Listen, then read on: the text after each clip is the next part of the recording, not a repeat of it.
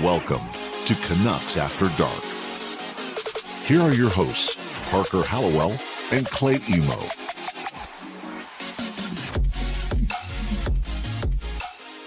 Good evening, Vancouver. A night where the Canucks don't play and they don't play tomorrow, so we can be happy for just a couple of days and not disappointed. Welcome to Canucks After Dark. I hope you are well on a very, very, very stormy Monday. Here, a nice and early show, albeit still after dark. And as always, joined by my co-host, Canuck Clay Emo. How are you doing tonight? I'm good, Parker. I miss being in your lovely apartment, but I guess, got to get back to normal a little bit. What do you think is worse, the storm outside or the way the Canucks have played this past week? It has to be the storm, because the storm's a lot more impactful on life. Right. I think it's a good sort of physical, natural representation of what's going on with the team as well. As they say, when it rains, it pours, right? Yes. So we do have a lot. I usually say there's a lot of fun stuff for us to talk about tonight. That would be a lie. We have 4 losses to talk about. 4 Canucks losses, 4 in a row after a fun win against Dallas right before our last show. And we were like, all right, they're one game below 500. They just got to get a win and turn it around. And then they lost, and then they lost, and they lost, and they lost. So we're going to basically talk about, what needs to change. I think the title of this episode is Why Are the Canucks Broken? And the thumbnail says, Fire this team into the sun. We're going to talk about, quick recap on the 4 games. Again, we don't want to relive them too much. We'll talk about what this means for the team, the big picture issues from the last week. And we do have a couple of positive things to talk about. I think we have 2, and they're going to be like the very end of the show. So, I don't even know. Okay. I'll be surprised. I can't wait. Here, you know what? Why don't let's start with something fun and happy and good. Let's bring the mood up to start this show. All right. Tyler Mott's back. Yay. Did he play much last night? Probably not. How many minutes? He played 12 and a half. Yeah. So not the lowest on the team. Good job, Tyler Mott. Glad he's back, honestly. It didn't fix the penalty kill, though. Okay, let's do our quick recap of the game. Unless there's anything, or the games, unless there's anything you wanted to, you had to bring up to start. Well, let's set the table, Parker. We were in such a good mood last week at your place. We were in the same place. Second time we've ever met in person, hanging out, people in the chat, all optimistic, coming off that win. And then I think you and the chat, we collectively predicted that the Canucks were going to go 2-1-1, 5 out of the 8 points. Boy. Yeah. Beat the Ducks twice, maybe lose to Colorado and OT, lose to Vegas. Things are fine. Yeah. We were a little off. They got 1 point this week. We predicted 5. They got 1. We were only off by 4. That's a pretty small number. True. So week started off Tuesday night after we did our show. Canucks lost that first one 3-2 in overtime to the Anaheim Ducks. And this is a game they trailed by 2 for basically with 10 minutes left in the third. Then we had a JT Miller goal. And then we had the officiating in this game. That was the big storyline of this first game. And I was like, man, look, the Canucks lost and they might have deserved to lose, but they made it interesting. But boy, was the officiating bad. We had the Halak trip, which was the big one. We had the Oliver Ekman-Larsson interference penalty. Was that in that game too? Sure. I think he stopped at center, or was that a different game? No, man, that was officiating's been bad a lot this year. That was a different one. Okay, there was a couple things. That's all I remember. I've tried to block it out from my brain. But we had Pettersson scoring a shorthanded goal with less than a minute to go, and they lost. Troy Terry scored in overtime, as Troy Terry is apparently the best player in the world. He's so good. 12. That made his point streak 12 games at that point, and he just kept running up from there. Now he's at 14 after the game last night. This game was bad. Yeah, it's funny. The only positive that one positive we can glean is it's funny. If that Halak call was never called, then the Canucks don't go shorthanded. And who knows? Maybe Pettersson They probably lose. They probably lose that game. And maybe we don't get the 1 point of the 4 that we're so happy about. But yeah, Tuesday nights always falling behind, always scoring 2 goals in the third, always getting the extra time. I'm always bowling. You get to watch, and I'm sitting there Oh this yeah, week I'm with no so sound. lucky Yeah. to watch. Yeah, lucky me. Not out doing something fun like bowling. Parker, I feel a bit of I feel a bit of sarcasm in your voice tonight. Just Yeah, a I wonder why. Yeah, I mean look, I get it. It was a fun game to watch, especially the end. That whole, it was like a classic ball don't lie moment, right? bit. Where Yes. where Canucks sort of got screwed on that penalty call, and then they went out and the hockey gods kind of smiled upon them for a few minutes at least, and then they lost. Yeah, it was not a fun game, to No. say the least. It was an interesting game. The end was fun, but they lost. But the thing is, we didn't know what was coming. This game No. was an OTL, so they were still one game back of 500, and it was like, hey, Yeah. well, they just need to win a couple, and everything's okay. So 2 days later, they go into Colorado, a game that yeah. was going to be hard to lose, or hard to win. Sorry, not hard to lose. A hard game to win. Colorado, they weren't looking great in the standings. I think they were also a game below 500 at the time, but they're still Colorado. They were without McKinnon. They lost Bowen Byram early in that game as well, and they ran up the score pretty quickly. So I think it was 3-0 in the first period. But it wasn't a 3-0 that was like, man, the Canucks got some bad balances and it's 3-0, but maybe they can battle back in this one. I sent out a tweet when it was 3-0, and I literally just said, make it 10. Just go score 10. Because at least maybe that's enough to have an impact. If the Canucks are going to lose this game, don't lose it by 1. And I kind of got what I asked for. The Avalanche pile on 3 more in the second period to make it 6-0 after 2. Höglander scores in the third, and then Rantanen makes it 7-1. A game that should be really drawing a lot of negative attention on the team, right? This puts them 2 games below 500, but it's their first game against like a really good team in a while. And they got the absolute doors blown off of them, right? And so we're thinking, all right, maybe there's going to be something changing if this continues, right? Yes. Yeah, and Colorado did it every way. They scored even strength. They scored 2 power play markers. They scored a shorthanded marker. The one storyline that came out of there for me, Parker, were you okay? Well, I'll just start, and then you can give your answer too. I was actually fine with Demko. I know a lot of people are saying get Demko out, but I'm not sure if you heard Travis Green's response. He says he knew he was going to put Halak in for the third, and he didn't want to put him in right in the middle of a period, even though a lot of coaches do that. He said he wanted to give Halak the intermission to truly warm up, and then maybe he's going to trot him out there for the third. Do you buy that? Are you okay with that?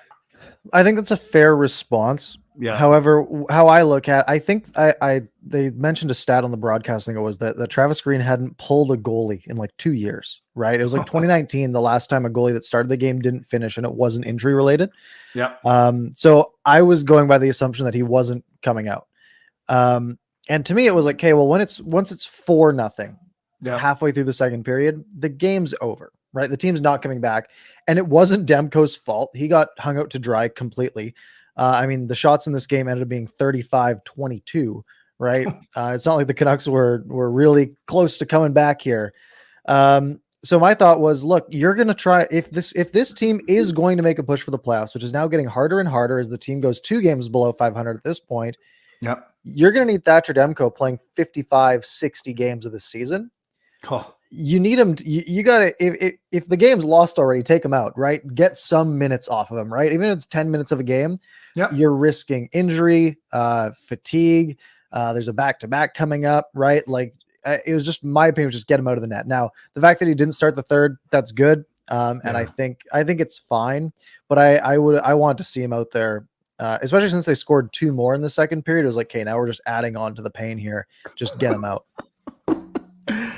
And you make such a good point how this was a true test. Sure, we played Edmonton twice already, and they're obviously a very good team, in fact, higher than Colorado in the standings. But yeah, we've had the Phillies and Buffaloes and Anaheim, who are actually, now let's say that all these teams are above us in the standings, but really Colorado was a true litmus test. And then 2 days later, we had another one, and same amount of goals let in. Yeah. So then we get to Saturday night, a night where everyone's really watching now, right? And I think I was like on Twitter, as I always enter the game, and there was a lot of engagement going on. Like, people were focused on this game saying, is this the game the Canucks come back and sort of salvage a season, come back, and is this like a statement game? They all said, they're like, we are embarrassed by this performance 2 days ago, Yeah. We are going to go out there and put on a performance. To their credit, JT Miller scores first. He shouldn't have, because who was it on Vegas that had a wide open net and fired it right through the crease not 20 seconds before that? Yeah.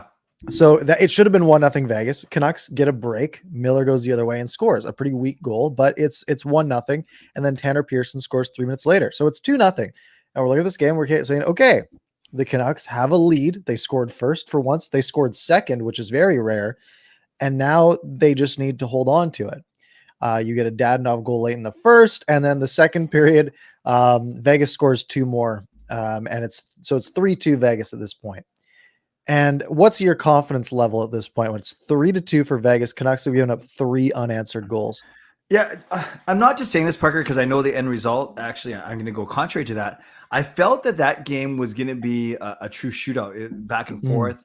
And I felt it was going to be high scoring. It just had that vibe. As you know, I was piled into a pub downtown. So I was trying to watch the game, but I was meeting people. So I just kind of looked up every time people were cheering or booing.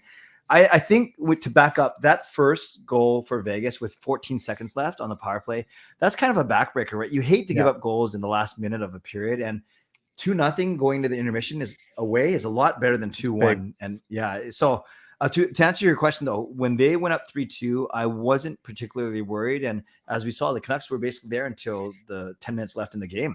Absolutely. So then we get Höglander scoring late in the second, ties it at 3. Yep. We go to the third. Lecision scores to make it 4-3 for Vegas. Höglander then scores less than a minute later to make it 4-4.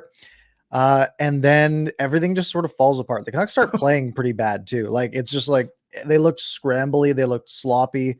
Then Vegas scores 3 times in the last 12 minutes and basically just washes the game away. And again, it's 7 goals against the Vancouver Canucks.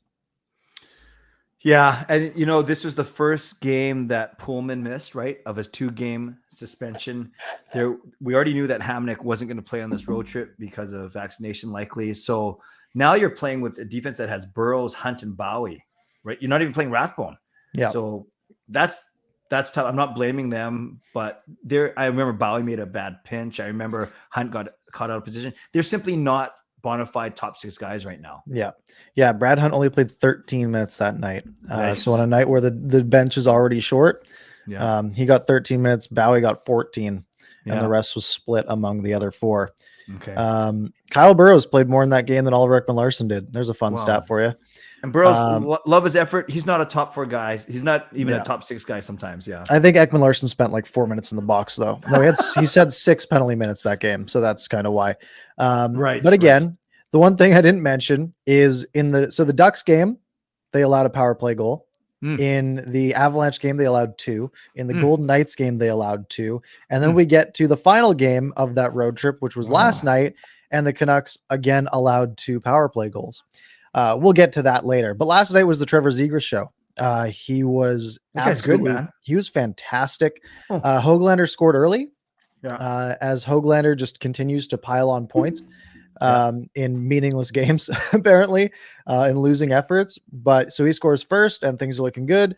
And then Zegras scores, and then Zegras scores, and then Milano scores from Zegras with a nice little spinorama. And then so it's 3-1, game's basically over. Third period, no one's expecting the Canucks to come back for good reason. And then they score twice in the last minute, 1 an empty netter, and then they score a non-empty netter with 38 seconds to go or whatever it was to ice this one off. So it's 5-1, the final score. The Milano one was tough, Parker, because we know how bad the Canucks penalty kill is. And it's funny, we started talking about Tyler Mott, that one ray of positivity. He tried, but I think was it the first or second one? I think it was the first one where he was diving out like Superman. I don't know if he was trying to block the shot with his face. Did you remember that? He went from the face off across. So, but my point is there are 2 power play goals, so you can not excuse it, but you can say, okay. But then that third goal where Milano does that, Zegras does that spin around, and it goes off of Garland's stick to Milano. That's tough. That's typical Canuck luck right now, unfortunately. Yeah, and that's what happens, right? Part of it is, it's bad luck, but another part of it is you sort of create that luck, right? When this team is in this like deep rut, you make little mistakes like that, right? You don't have the confidence to, get that little bit extra grip on your stick and break that play up, right? Because you're just trying to do too much. And And it kills the team, right? So we now look at it as 4 straight losses, bringing the Canucks to a lovely 5-9-2 record. So they are, what's the math on that? 16 games into the season, 5 wins, 3 of which came in regulation. 3 regulation wins in 16 games. Yeah, Parker, they got to go 39, 22, and 6, or 39, 21, and 6, whatever the math is. They basically need 84 points, right, to get their, or 82 points to get their 94 points. It's not happening as much as I want it to happen. No, it's, you know, so Jason Bruff tweeted today. He said to get to 95 points, the Canucks would have to go 38, 21, and 7. So for the rest of the season, the Canucks would have to play on a 103-point pace, which is a pace they haven't played at in a long, long time, right? Great. So the team as it is isn't going to do that, right? Something has to change if you want to salvage the season, but it's already almost too late. Because you see very often teams that are out of the playoff race, or it's like 4 points out of the playoff race at the end of November, almost never make the playoffs. And that's kind of where things are getting to. How can we be out of the playoff race on November 15th, man? I don't know. Again, they're not out. Yeah. But they are as out as you can really get at this point in the season, unless you're Arizona. Arizona's out. They are 1-11, or at least they were yesterday, 1-11-1. Which is bad. But I just want to talk about these last 3 games, or last few games still, right? So the Canucks lose 7-1, 7-4, 5-1.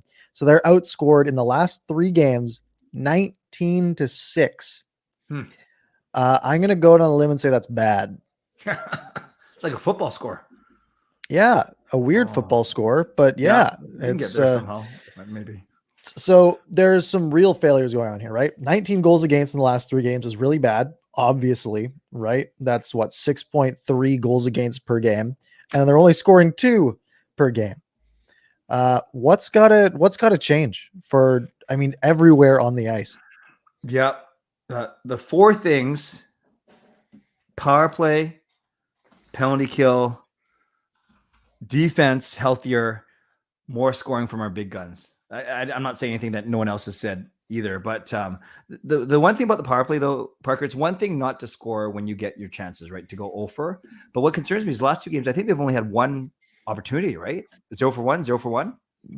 Yeah, I believe so, something like that. So that means they're not playing. I remember us talking in your apartment last Monday. We were saying, oh, they were so good against Dallas. They went 3 for 6 because they were assertive, they were aggressive, they're making Dallas take penalties. They didn't make Vegas or Anaheim have to take any penalties because the Canucks weren't being assertive enough. Granted, yeah, I've got the numbers here. So last night they went 0 for 1 against Vegas. They went 0 for 4. Against Colorado they went 0 for 3, and then the first game against Anaheim they went 0 for 2. So they have not scored a power play goal in the last 4 games on 5-10 opportunities in those 4 games. That also tells me Anaheim is a very disciplined team, right? They only took 2. They went shorthanded twice and then once. But I that's the thing. When you see 0 for 2 and 0 for 1, you got to get more than that in a game. And even if you go 100% and you score in all your power plays, if you're only getting 1 or 2, that might not be enough. So the way the Canucks going, they probably need 8 or 9 just to get 1 or 2 goals. They're not going to get that. Yeah. So this places the Vancouver Canucks, just looking at the athletics model, the Canucks have, if you had to guess what their playoff odds are at this point in the season, where do you think the Athletic would have them? Well, someone told me yesterday before the game that was at 10%. So I'm going to say it's a bit less than 10%. Yeah, it's 8%, worse than the Pacific by a good margin. Only teams that are worse: Arizona's at 0, Chicago's at 1. Columbus is also at 8. Ottawa, Buffalo, Montreal are all under 1% as well. Wait, they're giving Arizona 0% chance of making the playoffs? 0%, which means less than 0.5, right? Because it rounds to the nearest digit. So I think they do 50,000 simulations. So it's got to be like maybe in 1 or 2 they pull it off. But they're 1-11-1. They're done, right? They lost again today, or this is the 13th I'm looking at. But I think they probably lost again today. Safe bet. They didn't play today. Okay. They didn't play today. That's sad. Yeah. Let's talk about the penalty kill. Yeah. Because they were bad. and they got worse. So in the last 4 games, these last 4 games, I went 3 for 4 against Anaheim. The penalty kill did so 75% against Anaheim. Good game. Then they went 1 for 3 against Colorado, so 33%. Then 4 for 6 against Vegas, so 67%. And then 2 for 4 against Anaheim, so 50%. So they were in like the mid 60s last week, and now they are down to 62.3%, which I think would be, if they somehow hold this up, it'd be like the worst penalty kill of all time. That's bad, man. That's bad. That's horrible. Yeah, I don't know how else to really describe it, because they're not winning faceoffs. They're not getting the puck out of the zone. Even when they are, it just feels like every shot goes in. Yeah. It just, something is broken. And again, it sort of all comes down to, you have to do something to fix it. But at this point, is it already too late? You know what reminds me of? Maybe your teams, your ice hockey teams are always too good for this, but some of my roller hockey teams, mostly because I'm on it, when we play against a team that's way better than us, they almost toy with you. They don't, not to be jerks, but you can tell they're simply not trying their hardest. They don't have to try their hardest, and they're still going to win, right? Or I'm still going to lose. My team is. I feel like that's what teams do on the power play against us. They don't have to worry because they know they're going to get 2 goals a night, and it's brutal. It's so bad. It's just a disaster, really, is what it is. I don't really have anything else to say about the penalty kill. We talked about it last week. Yeah. We keep talking about it. It's still broken. It somehow has gotten worse. Parker, you watch a lot of other games too. Do most teams do what the Canucks do? You know how they almost have a 1-1-2, right? Where they have the top guy kind of trying to shade the whoever's the puck carrier, and sometimes they cross, sometimes they don't. Then you have your 2 defensemen, then you have your other forward kind of in the middle. Do most other teams do an actual box as opposed to? I haven't done a ton of looking into it. Just on other teams. But I don't like the 1-1-2. It stresses me out because it feels like people are way too open. Totally. On the other side, right? It's like, oh, this guy has like so much space all the time, right? You look at the Canucks power play setup, and when they've been struggling, it's because the puck never gets away from the outside, right? It's like Hughes, Miller, Hughes, Pettersson, Hughes, Miller. Oh, we got down low, and then it came back up front or up top, and it's just, it never gets to the net. With these teams, it seems like they just have so much more room to sort of work in and get high quality scoring chances. Yeah, you're right. Actually, now that I think about it, I think frightening is a good way of putting it, because with that 1-1-2, if the top guy is not fast, you're basically leaving the whole half of the top half of the ice on one side open. Especially if he gets beat, right? Yeah, because the guy up top really has no risk, right? So they can try to make a move and beat him, and now it's a 5-on-3 for a short period. Yeah, it just falls apart. Oh. Okay. So there were some fun stats tweeted out today. And when I say fun, I mean fun for everyone if you're not a Canucks fan. So I think it was J-Pat who tweeted this out, and it was the last 82 games for the Vancouver Canucks. Oh, no. So the last 82 regular season games. So this is the first 16 games of this season, the last 56 of last season, and then I guess it would be like 10 games from the season before, which is right before the end, right before COVID shut it down. The Canucks were on a losing skid as well there. Yes. So the last 82 games, the Canucks are 32, 43, and 7. So the last 82 games, the Canucks have accumulated 71 points with 22 wins coming in regulation. So 10, well, there's a couple things there. 10 of those wins, they needed overtime or shootout, and 71 points, which would basically put you second last or third last in the entire league. Yeah, almost every year. Great. So that's last year, that's this year, and that's the last 10 games from the shortened season. It's not good. Do you want to hear a worse stat? I don't know if it can get any worse, but sure, why not, Parker? How about instead of the last 82 as a whole, we look at the last 41 games on the road? Oh, no. 14 wins, 25 losses, 2 OTLs. So 30 points, a 60-point pace on the road in the last half season. So in theory, the last 82 games, but getting rid of the home games. 14, 25, and 2, 30 points. So a 60-point pace, only 9 regulation wins out of 41 games on the road in the last basically year and a half. Parker, do you think that now that I hear this and see this, and whether you're analytics, you're more analytical than I am. I'm quite the eye test guy, even with my bad Asian eyes. Do you think that the bubble might have been a bit of a mirage in that we beat up on Minnesota was just okay, St. Louis was injured, and then we really rode Mark Schmidt and Demko against Vegas? Or yeah, tell me. I think it's partially that. It's partially I think the team played really well in the bubble. Yeah. I think they got hot. They went on a winning streak at the one time that it made the team look really good. They went on this miracle run. It was against Minnesota. Minnesota wasn't a good team, right? Like, and the Canucks kind of walked all over them, and that was good.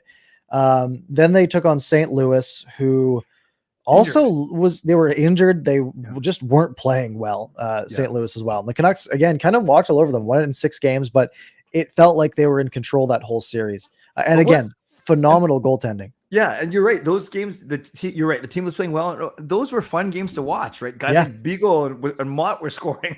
Right, yeah, and that's something that just isn't happening normally. And then they go up against Vegas, their first really strong Stanley Cup contender they went against, and it wasn't close, that series. Sure, the result was right. They took it to 7. But Thatcher Demko had what was a 985 save percentage in that series. And I saw a bunch of people on Twitter, and this was during that whole thing, and people were like, well, the goalie's part of your team. That's not a bad thing, right?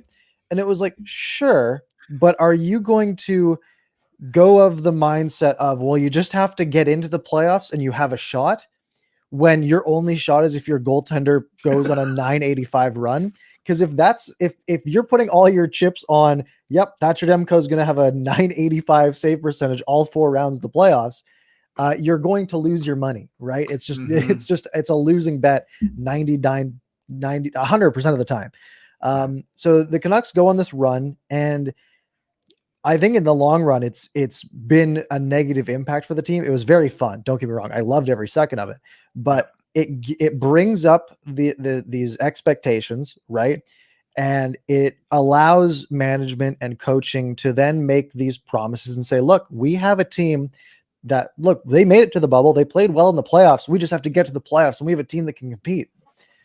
But now we've had that little taste. We've had that little dopamine hit that's been all right, this is what the playoffs feel like. Remember, we haven't smelled the playoffs in years, and this is what it's like. This is what we're playing for. And we can't get there anymore, right? We're sort of just chasing that little bit of a high that we got from that run, and it's just not coming. And it's not coming because of constant failure, which makes these losses hurt even more. And speaking of hurting more, that's what made the summer of 2020 so aggravating. Is you're right. They did play well. There's potential. They say, okay, we actually have found a bit of a formula here.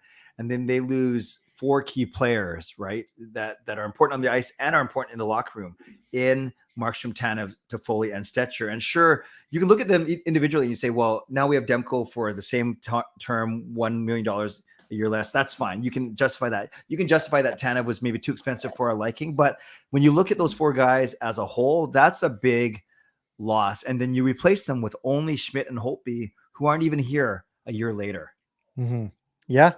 Not good. I mean, if you want to sort of chain off of that, you look at guys like Nate Schmidt, who were great in Vegas. They come here for a year, or Vegas, or Schmidt at least comes here for a year, doesn't play that well, right? Part of that is, the role he was in, and things just didn't work. So he leaves, he hops on a plane, goes to Winnipeg, and he now has 10 points there in 14 games. He had 15 points for the Canucks last year, right? So he's already producing at a way higher rate. He was a -7 for the Canucks last year. He's a +7 for Winnipeg already this season. Great. So maybe Nate Schmidt wasn't the problem, right? Maybe he's actually a good player, but he comes here and things don't work. So that's one of the big indicators for me. That's okay, well, maybe coaching is a problem. Mm-hmm. And that, again, that's just one thing, but it's something that just sort of sticks and digs into my mind. Yeah, that's a great point. And I was so excited for Schmidt. I almost bought a jersey, because doesn't he have 4 or 5 years left on his big contracts, his $6 million contract? Yeah, he's signed through 2025. Okay, thank you. Yeah, so 4 more years. And 5 years when he was here. So I actually was going to get a Nate Schmidt jersey, and then, oh man, they just put him with Edler in a shutdown role. They didn't let him really flourish, and he struggled, and pucks were going off him every second game. That was rough. Yeah, and you look at that, and you start to think, okay, well, if he's comes here and has his worst season of his career, is that happening to other players? Right? Like, are there other players that are better than what they're showing here, that just aren't able to break out? And are players going to see that? Right? Are they going to be like, wow, Nate Schmidt leaves and he does really well. I'm in a contract year next year. Maybe I want out of here so I can go and score an extra 15, 20 points and make another couple $1 million a year. Yeah. Right. That's, it's a scary thing. It's not just, this losing streak is bad and the record's bad, but it's not just about this season, right? Because you're now Horvat's like 27 next year or something like that. Yeah. 7 years in. 7 years in. Right. Being the playoffs once. You got it. Like, he can't be having fun.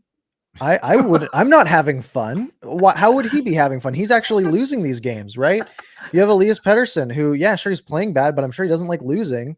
All these people like Thatcher Demko, right? Yeah. He's been one of the best goalies in the NHL, and he's allowing 7 goals a game because the team in front of him is absolutely useless. But so, Parker, you're onto something, and this is a really good point. I know we're going to talk about Green, Benning, both, neither in a few minutes. But this is the most aggravating thing for me is you mentioned 3 already: Horvat, Pettersson, Demko. Add in Hughes, Besser, Höglander, and Podkolzin. Let's say the 7 core guys, right? Miller's good, but he's a little older, whatever. We're wasting their prime years. That's what scares me. Yeah. And we just signed Hughes for 6 years at 7.85, PD at 3 years at 7.35, whatever they were.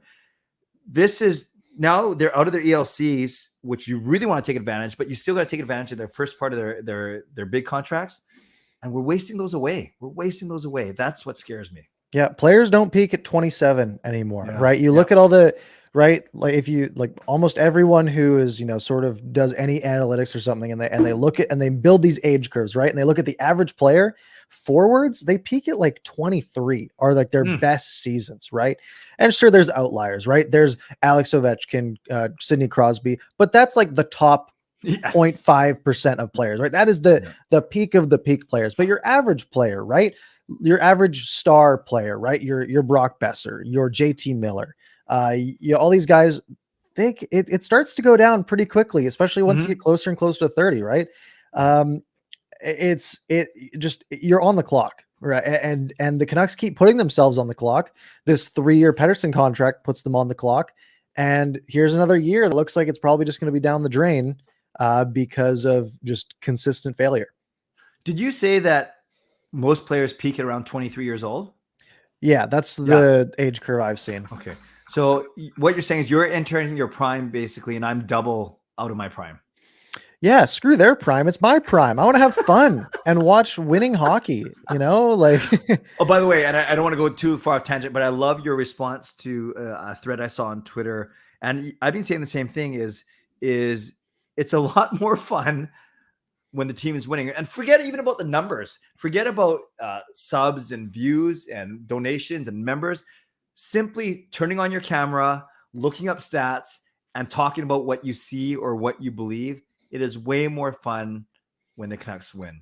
So I want to give you props. I'm going to give myself props for now, like very small props for trying to stick through. There's nothing more we want. We don't want bad games just so we think that people will vent. And no, we want to see them win. Oh, I do. I know you do. Yeah, before we got on here. This might cover our faces and it might be blurry, but I'll just show this. This is an age chart that's going to cover everything. But this chart sort of shows the change in overall stats by age. This is for years 2008 to 2016, so it's probably the same. But you look at sort of the age peak when players are peaking, right? That 23, 24, 25, and there's usually a pretty dramatic dip around 26, and then it hangs on. But once you hit 30, 31, it starts to really fall down. So, if you look at a guy like Bo Horvat, he's already like close to he's close to the drop there, right? It's things fall down quickly. I noticed that chart ended at 40, didn't get to 47. Yeah, sorry about that. I didn't make it. It's okay. Thanks for trying. Yeah, so it's not good. So do we want to talk about what we want to see happen, what the issue is? What do we What do we want to do? Yeah, why don't we do that, and then we'll mix "Don't Do That" in with our Q&A at the very end. Does that make sense? Sure, that works. Okay, start us off. Go for it. So, everything is broken. Is my my signature for the last couple of games in my live streams, and what I said last year at times as well. My quote was just "fire everyone," and it's also that everything is broken. That's why the title of the stream is "Why Are the Canucks Broken?" And again, it feels like it's everything, right? I can't pinpoint one particular thing because, well, the team's playing bad defensively, and the penalty kill is absolutely useless. The power play has had really bad stretches this year. What's the power play at? I had it up. They're at, I lost it. No, the power play is at 15.3%, right? That is ninth worst in the NHL. And our penalty kills at 63? 62.3, which is worse in the NHL. So 60, whatever, 67 or 68. No, sorry, 77 combined. That's really bad. That's a good penalty kill number. Actually, it's not. That would be if you add the Canucks power play and penalty kill combined, that would make that's like the 10th worst, the 10th worst penalty kill in the league still. Minnesota's at 77.6. So the only thing that has been good, you have your star players who have been not performing well, right? Especially, Elias Pettersson hasn't been great. You have guys like Niels Höglander and Connor Garland, who I think have been great. JT Miller's been good. But that's about it. And Thatcher Demko has been phenomenal. Yes. But everything else, all the rest of the forwards, the defense, like I said, the special teams, there's nothing, there's like very, very few highlights or, things for this team to hang their hat on.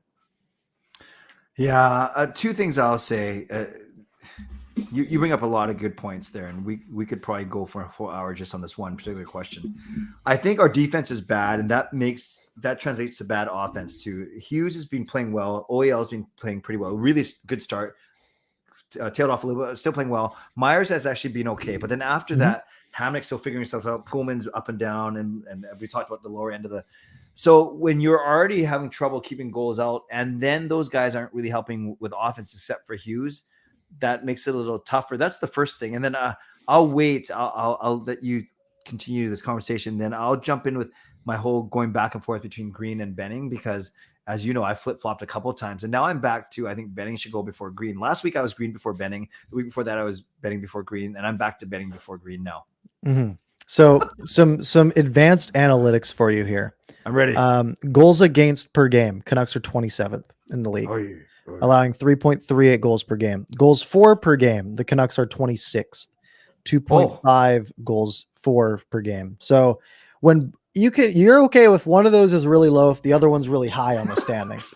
When both are low, that combines in a really negative fashion, right? Or you can look at Arizona, who is last in both. They're allowing almost 4 goals a game and scoring about 1.5. So at least we're not Arizona. But so you mentioned, what should change. So last week, I think we both said that Travis Green, if they're going to make a change, Travis Green's the one that makes sense right now, because at this point, the team was 5-6-1. They were one game below 500, and the season was not really gone yet, right? They were at like a 25% chance of making the playoffs or something. But if you were to replace your coach, hope it gives you a spark, maybe you win like 6 out of your next 10, right? Like nothing crazy, but you have a slight uptick, right? And then you start to ride that uptick, and maybe you can get back in.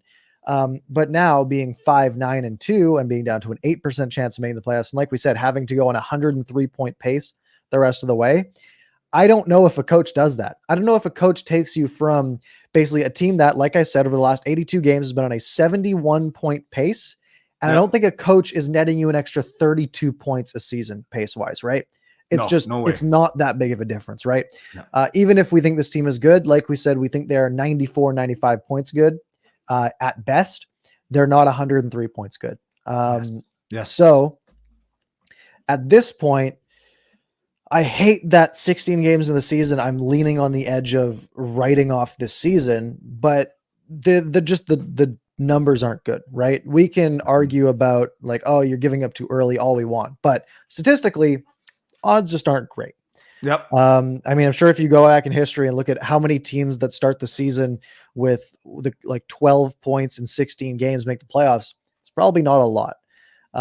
So if we say the Canucks are probably not going to make it this year, well, then you don't really want Jim Benning hiring another coach, right? So again, yeah, I think change has to start high up, because at the end of the day, we are in Jim Benning's 8th season.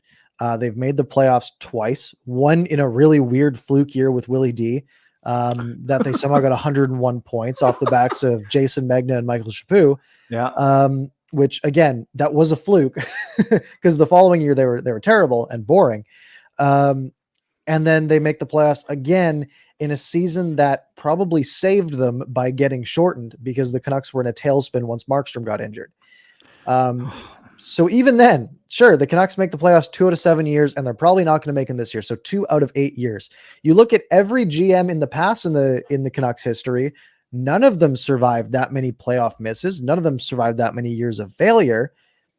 So why is nothing changing? Like what is it about Jim Benning? We've heard rumors that, yeah, he's basically just an Aquilini yes man, right? He doesn't fight back. He doesn't really have his own, thing. He's not going to go to war with Aquilini over thoughts on the team. And maybe that is it. Maybe it's as simple as that. And then we should be clamoring for change at that level, but that's not going to do anything, right? He's not going to sell the team. So we're kind of stuck with what we have there. But I mean, we're getting to the point where, apathy usually sets in pretty late in seasons, right? Because you got to be really out of it. But once we keep running the same record on repeat, and it's once again, oh yeah, this is a team that we're going to try to make the playoffs, or we're going to make the playoffs, and we just keep getting promised the same thing, and the team just isn't delivering. So why should we care, right? Why should people care?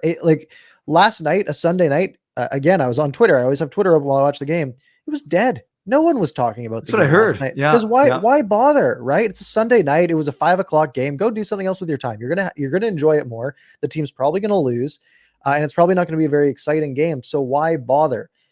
And that's the most dangerous thing for a franchise, right? And the most dangerous thing for a team. You can have people mad at you all you want, but they're still, they're still engaged.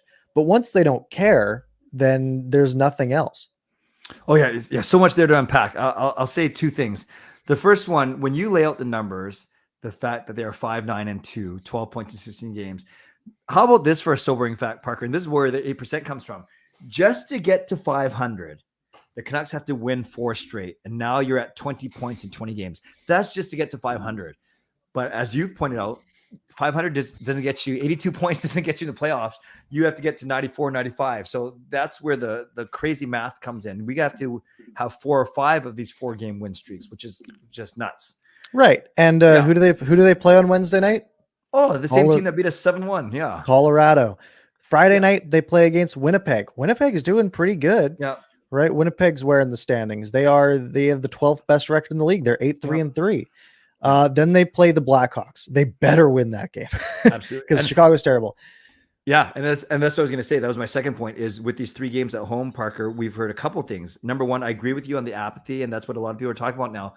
The only thing worse than having passionate, mean, angry fans is having fans that don't care, because they're not going to spend money. They're not going to show up. You're going to see a bunch of people that buy tickets, but they're, a bunch of seats dressed up as, or a bunch of people dressed up as empty seats. Is a bunch of burgundy seats. There you go. And the second thing is, I've heard, and I'm sure you heard in reading through Twitter as much as we do, that there's rumors that Canucks ownership may wait until after this 3-game homestand. Now, you could argue they should have done something after this 3-game road trip, but they might give it another 3 games before they decide. And then for sure it's too late. And/or is it a facade? If somehow we win 2 of the next 3, everything's fine now. No need to make a change. They're kind of down with they do, down with they don't, right? Yeah. Why? This is what I don't get. Why do these next 3 games have so much impact? Yeah. Right. The team is not performing. The team, like I said, they're 5-9-2. Yep. They have been below. They've been one of the worst teams rolling over the last 8 seasons. Why these 3 games? We've seen like 500 games under the Jim Benning umbrella, at least probably 600.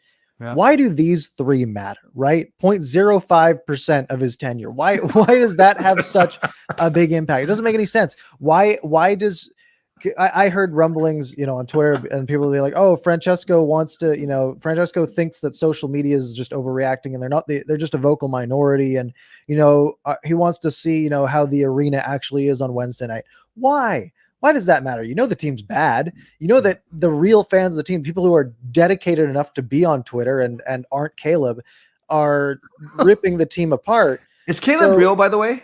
No shot. Oh, okay. But it's like, it's why would that matter? So I'm looking, Avalanche at Canucks, cheapest tickets for this one in the secondary market, $37 US. So not super cheap, but I mean, you can get in the arena for $45 Canadian, basically, right? Yeah. And that's against the Avalanche. That's a really good team, a team that people enjoy watching, a team that has quite a few fans out here. Yes. And I mean, I look at, December 6th, the Kings at the Canucks, $30 to get in, right? The only expensive game coming up is the Maple Leafs. And that's not because the Canucks are playing. I'll tell you that. So yeah, they're not going to sell any more tickets. Are you going to any of these three this week? No. Why would I? Like, sure, I kind of want to, but it's like, I'm not going to spend, if the only reason that I would is I would buy secondary market so they don't get a penny of it. Cause again, it's the only real way to have it, to make a stand, is to be someone like us who at least has a marginal say. Like, we get some engagement, right? We get a 1,000 to a few thousand people that care about what we say for whatever reason. And then, or we can just not spend our money. Right. So yeah, it would be, I'd pay on the secondary market. You look at tickets for this upcoming game against the Avalanche, and sure, it's a Wednesday night at 6, but it is the Avalanche. There's a lot of blue on that Ticketmaster map. And, you're looking, it's like $65 for the cheapest ticket. Who's going to spend that? Like, there's no point in taking that much time out of your day to probably go watch the team you like get blown out. You know what's crazy, Parker, is, maybe I'm lucky. My season ticket partner Mike and I, of the 41 games, we take our few, our share, bring family, but so we have to sell still almost half, about 18 of the 41. Thankfully, we've sold all but 2 games. We did that all before the season started. Because imagine, I'd be just going to more games, I guess. Imagine if we were trying to sell 18 home games now. Yeah. It would be so difficult. And that's why, you can get lucky, and like right before a game, you can snag tickets for $20 online, because there are these people who, invested in season tickets, and that is the main market for the Canucks. That is their main customer. And now all of their main customers are losing money this year because they sold this high excitement team and got people to buy in with their real money. And then now they can't flip them for anything, right? They're losing a ton of money on these. Wow. So having said that, Wednesday night's my church night, Tuesday night's bowling, Wednesday night church. So I can't go see Colorado, but I will be. I have a friend from Winnipeg, actually. So we're going to go see the Canucks Winnipeg. And then I was gifted tickets by someone who might want to rename anonymous. So I'm going on Sunday as well. So I'll be there 2 out of the 3. So I don't know, you should get a good result on Sunday. I would hope. I hope so. I hope so as well. You want to predict how we're going to do in the next 3? Next 3 games before our next show? 1 and 2. It's the best I can do, right? I think I was going to say 1-1-1, but I don't think they take the Avalanche game or the Jets game to OT. That would be wishful thinking. Yeah. And you know what? No, I'm going to say 0-2-1. Wow. I'm going to take your 0-2-1, and I'm going to make it a 1. I am going to go ones across. I'm going to go 1-1-1. Forever the optimist, always, which is crazy that's optimistic. And it's kind of wishful thinking, right? I'm looking at these games like, well, if you're going to lose, just lose by a lot. So at least it's hopefully some sort of statement that something needs to change. Because if they if they go against Colorado and they lose like 3-2 in overtime, or win 3-2, suddenly, the team's fine. They just beat Colorado. They just beat a team that beat another team 7-1 last week. Like that's a good win, boys. It's again, if we want long-term benefit, I'm kind of on the train of, you might as well start losing now. But I hate cheering for losses. It's no fun. My Right, post game streams aren't fun when the team loses. Yeah, I'm angry for that's kind of what I 40 hinted minutes, about. Yeah, right? yeah. I mean, Yeah. against after the which one was it? The Vegas game? The Vegas game where they lost 7-4. That was my second most viewed post game stream because people were angry. And I had to be mad for 51 minutes and 44 seconds. I don't like doing that. Before I was doing this, when the game ended, I would go and sulk. But then I was done. I didn't have to think about the team anymore. But now I'm out here doing this and being mad for an hour, and then I'm here on this show on Mondays being mad for an hour. I just want the team to be good. That was pretty funny, actually. So there were people, there's always the people who are like, man, the media is so negative and they love eating up this negativity. Yeah. And so like, why do people think that? I just want to go on this tangent, but why do people think that the media likes it when the team loses? People don't support the media, right? No one's reading the post-game articles on a 4-game losing streak because they don't want to think about the team after the game's over, right? The real diehards do, but no one else does. So we just want the team to be good. Exactly. And actually, I think you heard some of it, but you're pulling up that age chart. That's exactly what I was talking about because I saw your tweet earlier where you kind of jumped on that on Twitter and you said, no, look, I'm happier. And that's what I mean. That's what I said is views and donations and members and subs notwithstanding, we simply are more motivated to turn on the camera and the lights and the microphone and the computer when we want to talk about a win. Yeah, this is the screenshot I pulled up earlier. Which is just this is just my viewer count when they lose compared to when they win, right? It's double or 50% more. So we just want the team to win. Speaking of the media, did you hear the drama around Donnie and Dolly today? You see their clip that they posted? Yes, I did. So they were, according to Don, they were asked by the Canucks, or at least some representative of the Canucks, to be less negative in their coverage. That's so just brazen, and it makes me so mad. If someone came to me and was like, and if it was, especially if it's a representative of the team, and be like, hey, you know what? You've been actually kind of saying some mean things about our hockey team. Can you just tone it down a little? You're making other people, not like us very much. It's like you're 5-9-2. How positive can we be? Yeah, I'll rave about Thatcher Demko and Niels Höglander all day, but you're losing every game. There's not much to be positive about. Okay. Parker, I will message you later because I not everything I want to say is for public consumption, but I will say this. I too got a call from someone from the Canucks on Saturday. And when I knew I was going to get this call, I was hoping it was for something good, like a collab of sorts. I was told, I probably shouldn't be saying this, but I just started. Whatever. They say it. This is a good clip. If it's no, you can't clip this. Okay, I better not. Okay, let's just say this. If I ever am to do another meetup at a pub, I cannot call it a Canucks watch party. I'll just say that. Oh, yeah. They've had a lot of stuff about that. That's why I remember TSN 1040 always called it the Vancouver hockey, whatever.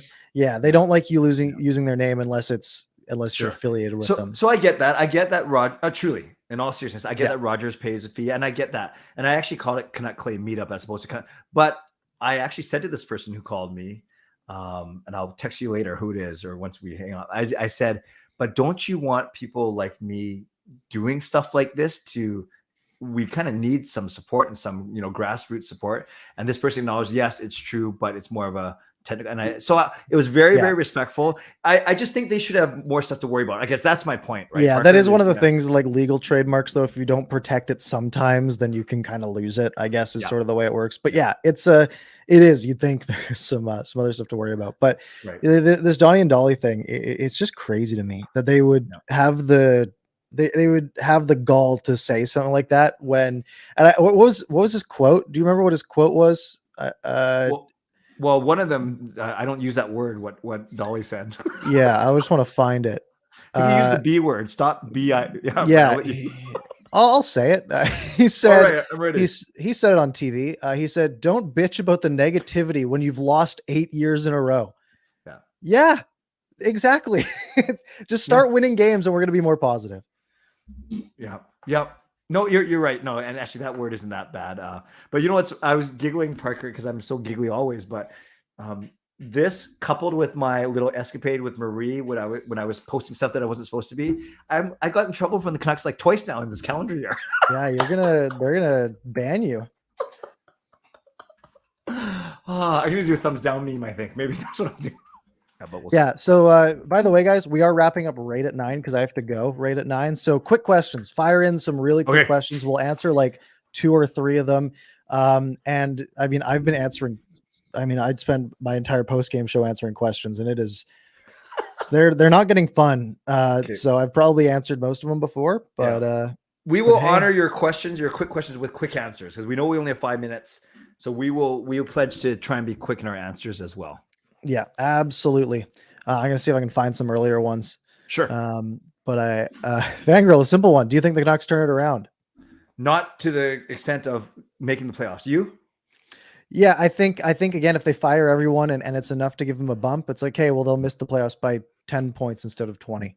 Do the one on top of that, Marcus. Is it safe to say that Parker is the Canuck version of Steve Dangle? I try so hard not to be like dramatic and over the top, but it's getting to the point where I can't help it because I'm genuinely upset, right? I try to just be genuine. I don't try to play things up, but I'm genuinely mad. Like I'm genuinely upset that this is sort of the team that we're reduced to, that we were promised was going to be a good playoff team and it's going to be a fun season.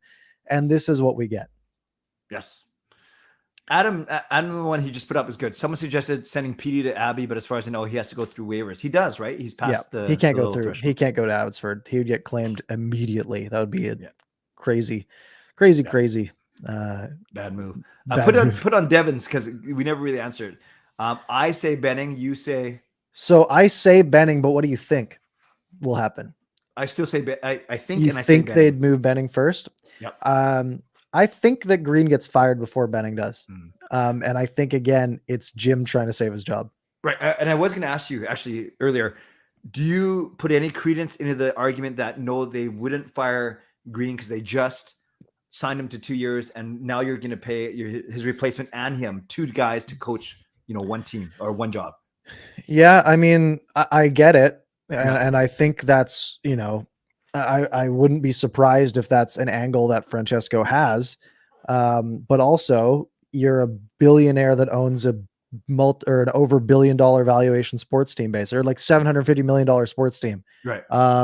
Sorry if you have to spend a few $1 million to have a good team. I mean, the salary cap's $81.5 million, right? Yeah. It's not like Travis Green is a super highly paid coach. He's what, $2 or $3 million. Sure. Jim Benning makes less than he does. I think Jim Benning's just over 1. From what I've seen. So he's probably the easier fire. But yeah, I mean, look, he's on a 2-year contract. It's not like he's on a 4-year and you're paying him forever, right? Sure. It's an extra couple million in the pocketbook. But if you want the team to be good, a good team makes up for that so quickly, right? If they don't sell another ticket all season, that's so much lost revenue, right? If the building's empty and there's no concession sales, there's no jersey sales, there's none of this, then they're losing way more money than Travis Green is what is getting paid over the next 2 years. Right. But by that same argument, Parker, if you fire Benning, does he also get paid for the rest of his contract? I guess he does, right? Same thing. I know that his contract's a little different, as in like there's some options in it, but I don't think his contract ends at the end of next year too, right? And he gets paid less, so I think that's a bit less of a concern. Okay, fair enough. Thank you. All right, time for one more. Okay, you pick and we'll answer. I don't have it open. Quattrob saying, how do you think Canucks fans will react at Rogers Arena on Wednesday? So this comes down to, do you think Francesco Aquilini is correct in thinking that it's a vocal minority on Twitter, that you're not going to have, people booing and a fire Green or fire Benning chant at the game? I think it's going to be bad if they're losing. Yes, exactly. I think it'll be fine. They'll still cheer when they see the Marvel video, right? And when all the players come out. But as soon as we give up a power play goal, penalty kill, as soon as we screw up and go down 2-0 or give up a late goal in the first period, it's going to get ugly, I think. Yeah, if the Canucks are losing this game, and they probably will be against Colorado in like the third period, if they're down like 3 goals, it's going to be bad. And with that, we are going to wrap up. Thank you guys very much for hanging out with us. I got to get to the rink and go play some hockey of my own and hopefully do better than the Canucks do. Clay, any parting words? Thank you everyone for joining us a bit early. When one of us got something to do, we try and accommodate so we can still do the show. I think they're going to go 1-1-1. Parker thinks 2-1. We're actually not that far off, just a difference of a point there, or actually I guess 2 points. And I'll be at 2 of the games. And Parker, you can either be jealous or laugh at me at the end of the week. Yep, I will be sitting at home watching. Anyways, thank you guys for watching us. Again, you can find us. I'm at Parker's Pucks. He's Canuck Clay. You can find us on YouTube. I do a post-game show. He does videos every day. Good content all around. So come watch us there. Follow us on Twitter. Do all that good stuff. And we'll see you